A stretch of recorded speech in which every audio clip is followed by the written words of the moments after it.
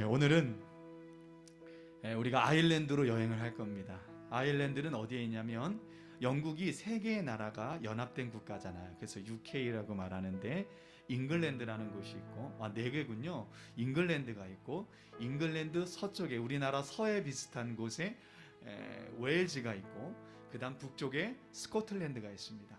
그리고 섬나라에서 한 3분의 한 반 정도 될 것 같아요. 거기가 아일랜드입니다. 이 네 개의 나라가 연합국이 되어서 바로 영국이 된 겁니다. 그래서 그 나라의 국기가 다 합쳐진 게 지금 영국 국기예요. 그래서 UK라고 말하는데 웨일즈는 바로 영국 서쪽에 있는 섬나라입니다. 그곳이 영국인데 그곳이 이제 아일랜드인데 스코틀랜드에 부유하게 사는 어떤 소년이 있었어요. 어릴 적부터 이제 부모님의 재산을 물려받아서 이렇게 부유하게 좀 잘 살았던 것 같아요. 그런데 어느 날 무슨 일인지 모르지만 16살 때 아일랜드 해적에게 잡혀가요. 아일랜드 해적에게 잡혀가서 어느 집의 노예로 팔려갑니다. 꼭 요셉처럼. 네, 얼마나 힘들겠어요, 그렇죠? 너무나 힘든 거예요. 추운 겨울이 왔어요. 집 주인들은 그 안에 들어가서 살지만 종들은 그렇지 못하잖아요. 문 앞에서 들어가고 싶은데 들어갈 수가 없으니까 문 앞에서 이렇게 서 있는데 얼마나 눈물이 나야겠어요, 그렇죠? 눈물을 막 흘리고 있는데 그때 어머니가 말씀해 주셨던 성경이 생각나는 거예요. 어머니가 기도했던 그 기도의 눈물이 생각나기 시작한 거예요. 그러면서 그가 하나님 앞에 기도하기 시작한 거예요. 그때 성령께서 강력한 역사하신 성령의 강력한 기름 부으심이 패트릭 삶 가운데 부어지기 시작하는 거예요. 그때 패트릭이 이렇게 고백합니다. 나는 지금까지 참 하나님을 알지 못했다. 그는 모태신앙입니다. 어떻게 하나님을 모르겠어요. 당연히 알죠. 그러나 그 회심을 통해서 인격적으로 하나님을 만나게 됐고 살아계시고 역사하시는 성령님이 그 안에 역사하기 시작한 거예요. 그 다음부터 그의 삶이 바뀌기 시작합니다. 문헌에 보니까 하루에 종들은 노동을 하잖아요. 노동을 하루 종일 노동하는 중에서도 하루에 100번을 넘게 기도했대요. 시간만 남은 기도했다, 하나님 앞에. 너무 갈급해서. 그리고 그것뿐만이 아니에요. 기도하다가 이제 밤 늦게 이제 숙소에 들어가잖아요. 숙소에 들어가서도 밤이 맞도록 낮에 기도한 시간보다 더 많이 하나님 앞에 엎드려서 기도했다는 거예요. 그런데 그의 현실은 뭡니까? 노예예요. 종이에요. 여러분, 이러면 기도할 때 낙심이 됩니까? 낙심이 됩니까? 낙심이 되죠. 나는 여전히 종인데 계속 기도하고 있는 거야. 그런데 어느 날 기회가 왔어요. 그래서 탈출할 수 있는 기회가 왔습니다. 그래서 패트릭이 탈출하게 됩니다. 탈출하고 그가 어디로 가냐면 이탈리아로 갑니다. 그 당시 이제 성지잖아요, 이탈리아가. 그래서 이탈리아 여행을 하고 스코틀랜드 고향에 드디어 도착하게 됩니다. 얼마나 기쁠까요? 야, 이제 난 자유야. 다시 엄마를 보고 아빠를 보고 얼마나 기쁘고, 게다가 노예로 가기 전에는 하나님을 경험하지 못했는데 이제는 하나님을 알고 성령의 충만함을 받고 기도의 사람이 돼서 고향에 도착한 거예요. 그런데 얼마 안 있다가, 이게 웬일입니까? 밤에 잠을 자는데 꿈을 꿨어요. 꿈을 꿨는데 한 사람이 그를 찾아옵니다.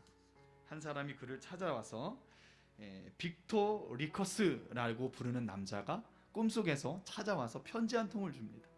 이제 그 편지를 열어보니까 뭐라고 써 있냐면, 소년이여, 우리가 당신에게 청하노니 와서 다시 한번 우리 가운데 걸으라. 내가 다시 아일랜드에 가야 된다고? 여러분, 갈 수 있겠어요? 저 같으면 못 갈 것 같아요. 아니요, 다시요. 하나님이 믿음 주시면 갈 수 있을 것 같습니다.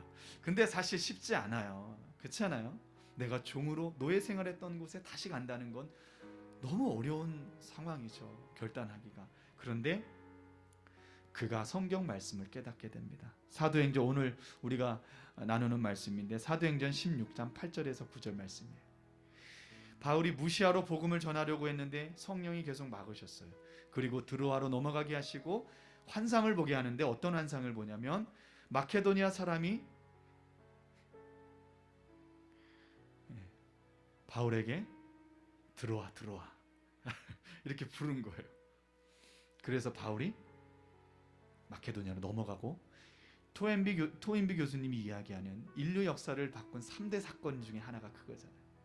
아일랜드를 바꾼 3대 사건, 아일랜드를 바꾼 기적의 역사가 바로 이 패트릭의 순종으로부터 시작되는 거예요. 그는 432년 봄에 준비를 하고 다시 아일랜드로 넘어갑니다. 어떤 일이 일어날까요? 하나님의 말씀에 순종해서 그곳에 찾아가자 어떤 일이 일어나냐면 아일랜드의 놀라운 부흥의 역사가 나타나는 거예요. 얼마나 이 부흥이 전 지역으로 확산되기 시작하는데 어느 정도였냐면 그 당시 지금의 인구 아닙니다. 그 당시는 고대 사회는 사람이 많이 없잖아요. 그 당시 대략 12만 명이 구원을 얻었대요. 성령의 불이 떨어지니까 12만 명이나 되는 사람들이 하나님 앞에 돌아오기 시작했다는 거예요. 아멘. 그리고 무려 365, 이거 꼭 짜맞춘 것 같지 않아요? 365일 교회 개척해야 돼요. 365개의 교회가 탄생됐다는 거예요. 아멘. 누구를 통해서요? 한 사람의 기도자를 통해서요. 나의 상처와 나의 쓴뿌리가 극복되어지자 나의 상처였던 것들, 나의 아픔이었던 그곳에 봄날에 꽃이 피는 역사가 일어난 거예요. 이 꽃은 그냥 꽃이 아닙니다. 바로 생명의 꽃, 복음의 꽃이라는 거죠. 아멘. 만약에 패트릭이 순종하지 않았다면 아일랜드의 놀라운 부흥은 일어나지 않았을 거예요. 지금도 아일랜드 사람들은 성자 패트릭을 기념하고 그의 색깔이 녹색이거든요. 그래서 그날만 되면 완전히 그냥 그날이 녹색으로 다 물들어 버립니다. 왜요? 아일랜드를 살린 사람이 누굽니까? 바로 패트릭이었다는 거예요. 마케도냐로 넘어와라 그 환상을 본 바울처럼 패트릭은 기도의 용사로서, 기도의 사람으로서 순종해서 나간 거예요. 여러분, 20살밖에 안 되는, 22살밖에 안 되는 청년이에요. 그가 하나님 앞에 헌신했을 때, 그가 기도하고 하나님 앞에 순종하며 나아갔을 때 하나님은 그의 삶을 통해서 놀라운 부흥을 일으켰다는 겁니다. 아멘. 여러분 한번 생각해 보십시오. 패트릭이 노예로 있을 때 얼마나 좌절했겠어요. 그렇죠?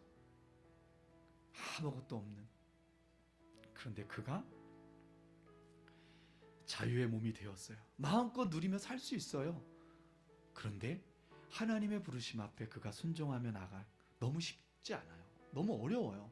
그런데 그가 순종하기 시작하자 하나님은 놀라운 역사를 준비하셨다는 거죠. 그래서 오늘 우리가 함께 기도할 것은 그것입니다. 하나님, 빈들에서 걸을 때, 빈손으로 걸을 때, 그러나 하나님, 내가 그럼에도 불구하고 순종하며 나아갑니다. 하나님, 나를 사용하여 주시옵소서. 나를 기도의 용사로 불러 주시옵소서. 나를 기도의 사람으로 만들어 주옵소서. 우리 그러한 마음을 가지고 함께 찬양하며 기도하며 나아가겠습니다.